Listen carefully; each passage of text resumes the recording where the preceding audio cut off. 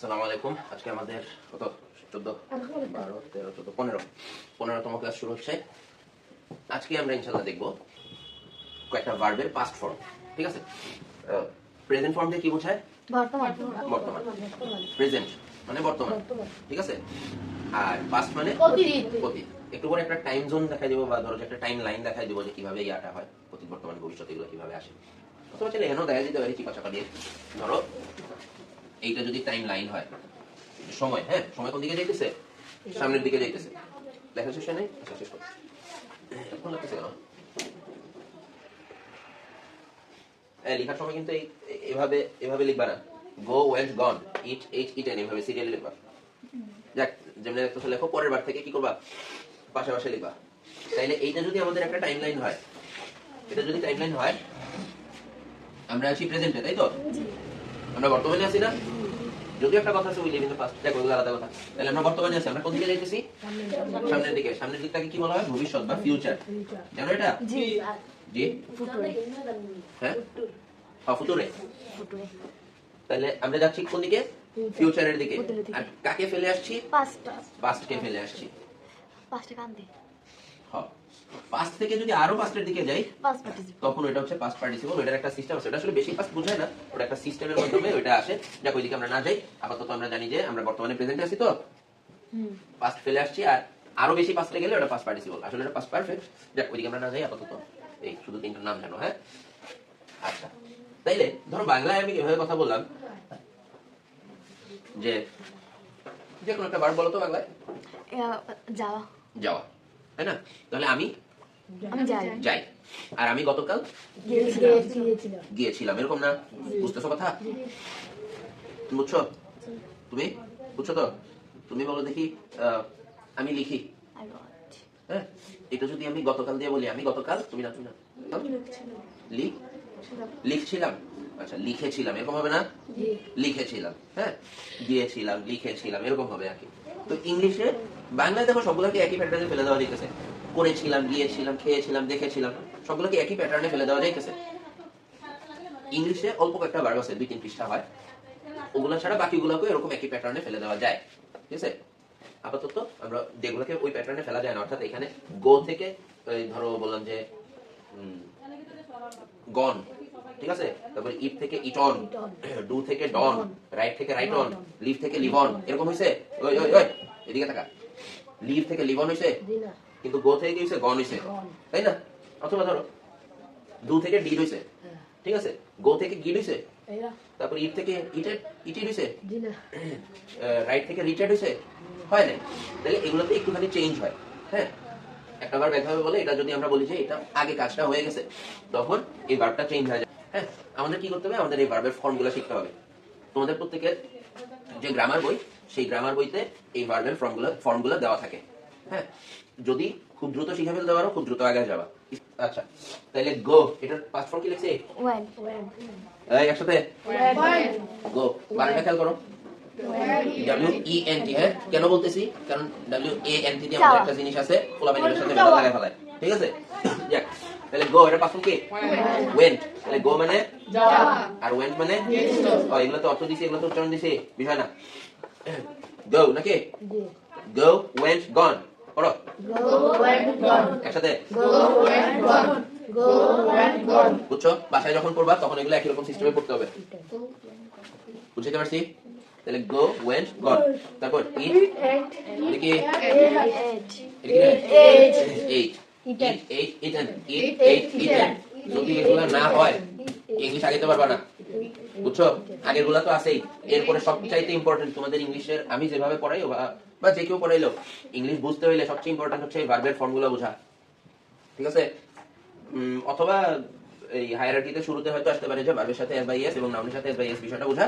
এরপরে হচ্ছে এগুলো, ঠিক আছে? এরপর কি লিখছি বলো? ঠিক আছে, এরপর রাইট, রোড, রিটেন, এটা WROTE, হ্যাঁ, এরপর WRITTEN, এরকম লিখছো তো? আচ্ছা, এরপরে লিভ, তারপরটা লেফট, তারপরটা লেফট, ঠিক আছে? লিভ মানে কি? ত্যাগ করা বা চলে যাওয়া, লেফট মানে চলে গিয়েছিল, এরকম আর কি, ঠিক আছে? আপাতত 5টা দিলাম জাস্ট সিস্টেমটা দেখানোর জন্য। ঠিক আছে? এগুলার অর্থ সহ কিন্তু জানতে হবে। পরবর্তী যে প্যাসেজগুলো আসবে ওগুলাতে পাস্ট ফর্ম থাকবে এবং আইএনজি ফর্মও থাকবে। এখন পর্যন্ত কিন্তু আইএনজি ফর্ম দেই নাই, মানে কন্টিনিউয়াস ফর্ম দেই নাই। পরবর্তীগুলোতে আগে একটা বিভাগ থাকবে, তারপর এনজি না কন্টিনিউয়াস হইলে তাহলে হইছে এগুলা হইছে? পারবা না? শিখে ফেলবে এগুলা, ঠিক আছে? মাত্র 5টা দিছি, এই 5টা যদি না হয়, আমাদের অঙ্কের আমি বলতেছি 5টা যদি না হয় কালকে এসে শুরুতে ওখানে বসে বসে আগে 5টা শিখবা, ঠিক আছে? আমি এদিকটা পরে আগে যাবো, তোমরা এগুলো শিখবা, তারপর হচ্ছে শিখা হইলে আমরা পড়া দিয়ে তারপর এখানে আসবা, বুঝতে পারছি? আর যদি শিখা হয়ে যায় তাহলে তো আলহামদুলিল্লাহ, কালকে আবার নতুন 5টা দিব। তো রাখছো?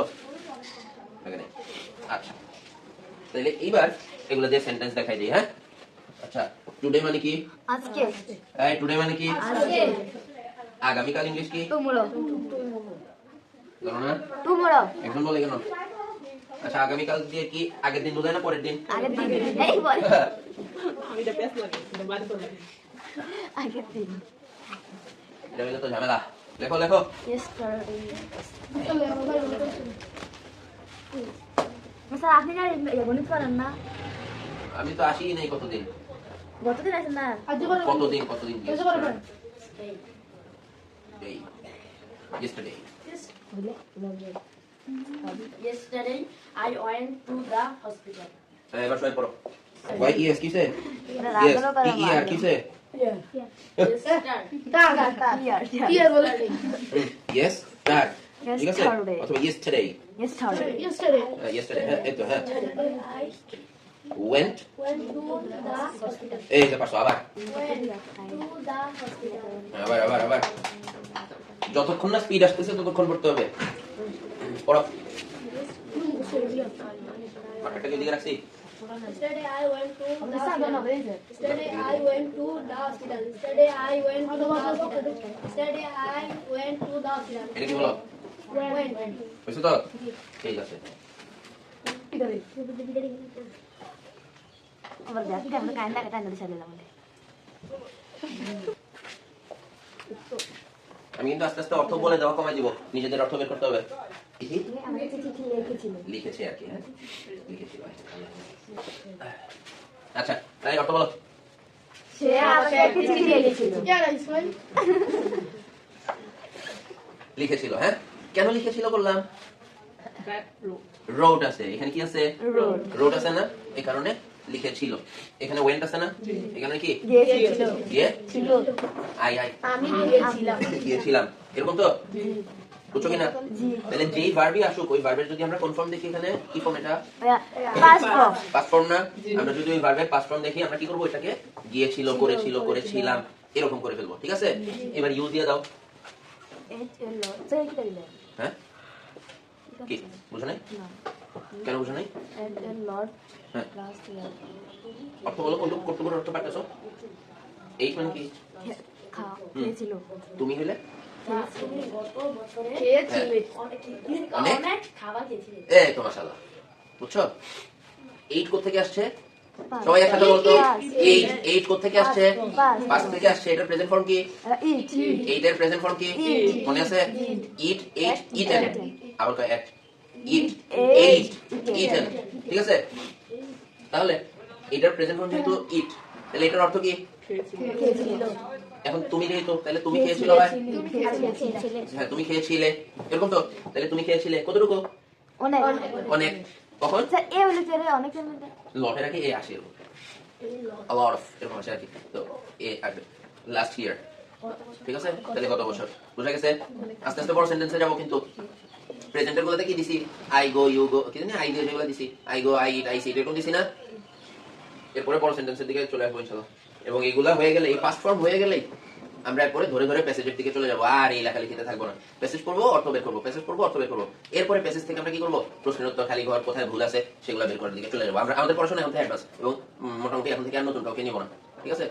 যদি নতুন কেউ আসে তাহলে হচ্ছে তার এগুলো আগে পারতে হবে, আগে ক্লাসগুলো করে আসতে হবে, অথবা এগুলো পারতে হবে। এবং যারা পুরান আছো তাদের আগের গুলো একদম খুব ভালোভাবে কমপ্লিট হয়ে যেতে হবে, না হয় খুব দ্রুত আগে যাবো এখন থেকে। যেহেতু স্কুল শুরু হয়ে যাবে, আমরা এগুলোর জন্য খুব বেশি আর ওরকম আলাদা সময় দিতে পারবো না, লম্বা সময় নিয়ে পড়তে পারবো না। তাহলে পাস্টের এগুলো হয়েছে এরকম। পাস্ট দিয়ে আমরা কি করবো? যতগুলো প্রেজেন্ট আছে ওগুলো সবগুলো আমরা এরকম ভাবে পাস্টে নিয়ে যেতে পারি। যখনই কোনো সেন্টেন্স আমরা কি দেখবো, ভার্বটা কিসে আছে? Past. ভার্বটা যখন পেস্টে থাকবে ওটা দেয়া পেজে ফেলবো, আর ভার্বটা যখন পাস্টে থাকবে তখন এটা কি বলবো? গিয়েছিল, করেছিলে। ঠিক আছে? এখন যদি দে দেই, বলো এই আকি বলো তো। তারা কত করে এসেছে? দে মানে কি? তারা তারা কেম আশা, তাহলে কেম হইলে আসছিল, তারা আসছিল। তারা আসছিল, তারা এসেছিল। তারা এসেছিল কোথায়? হ্যাঁ, এখানে। এটার উচ্চারণ হচ্ছে হিয়ার। Here. উচ্চারণ কি? Here. হিয়ার। আর অর্থ হচ্ছে এখানে। জি, হিয়ার তো খরগোশ, ওইটা হেয়ার। ওইটা হেয়ার, HARE, তাই না? ওইটা হেয়ার, আর এটা হচ্ছে হিয়ার। বুঝছো? শেডো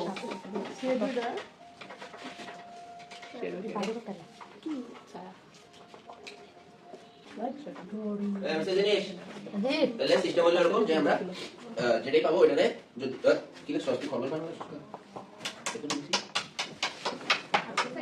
ওয়াই আরে HERE, they came here yesterday. আচ্ছা, তাহলে এই হলো আজকের পড়াশোনা। ছুটি। কার স্বপ্ন দেখছো? এই কালকে আরো একটা ভার্ব লিখাইতে হবে না, পড়া দিয়ে দিব বই থেকে। বই আছে বাসায়? জি। ইংলিশ সেকেন্ড পেপার বই আছে? স্যার নিকেশ দাস সেকেন্ড পেপার গাইড যেটা কিনছো জি, স্যার। কিনলা? বাসার আশপাশে কি আছে? তোর ইয়া মা কবে দেয় না কি লেগা? হ্যাঁ, ঢাকা তো বুঝছি, এতে ইয়া শেষ হয় না, শেষ হয় না। তোমার সেকেন্ড পেপার বই আছে? এটা 5 ডে ফরে। 5 আছে, ওগুলো ক্লাস 3 থেকে পড়া থাকে। হ্যাঁ, তো সেটা থাকে তো বইতে নাই, তোমাদের ওরকম বই দেয় নাই? এগুলা ছোটবেলা থেকে শিখতে হয়, 2-3 থেকে, 2 তে না, অন্তত 3 থেকেই শিখতে হয় এগুলো। 3 তে আছে না তোমাদের? কিছু জায়গায় তাহলে এখনো দেশে পড়াশোনা আছে। আচ্ছা, যাক, তাইলে আর কি কালকে এভাবে দিতে হবে, এবং কালকে আবার বড় করে একটা মেসেজ দিয়ে দেবো। ঠিক আছে?